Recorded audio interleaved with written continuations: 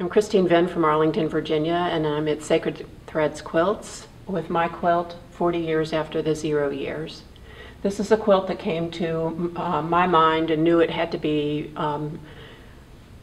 sewn after we visited Cambodia last year. The photographs that I've used in the quilt are ones that we actually took while we were visiting Cambodia, Phnom Penh, and the culling fields. This picture here includes the guide that we had, whose story really is what was my inspiration, and the quilt is a tribute to her. When we were in the killing fields, and we asked her to tell us her story, not just the story of the killing fields itself, and she immediately began to cry, tears streaming down her face, and told us about her story was that her father was a teacher at the high school, which then became a prison for many of the people who were exterminated during the 3 years of the 0 years. She lost her father to illness, and she lost her mother and her siblings to starvation, which she saw. She couldn't tell us her age because they lost all of everything they had during the 0 years. The picture itself is one of many that was recovered at the prison, which had been the high school where her father had taught.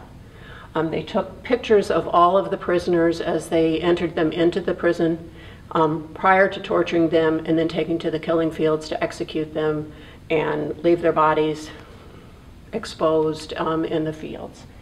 I've included a spirit house with the threads that many people have left as they visited and felt the sorrow and the pain that was experienced in the killing fields. It was a quilt that kind of evolved over time, and I really wasn't sure how I was going to put it together. I used the pictures that I had taken as kind of my impetus, and then used colors as I collected fabrics and took classes to learn some new techniques, and it started to evolve.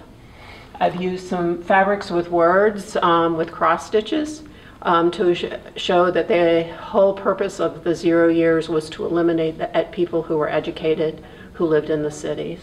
There are some stitches in here that represent the barbed wire that they put around the prison to force people not to commit suicide in lieu of being tortured and executed. So there's a lot of symbolism in each of the pieces and the colors that I've used, but it was a truly meaningful piece as I worked on it, and it really is in honor of the people who survived and continue to survive today in Cambodia as it begins to open up to the rest of the world.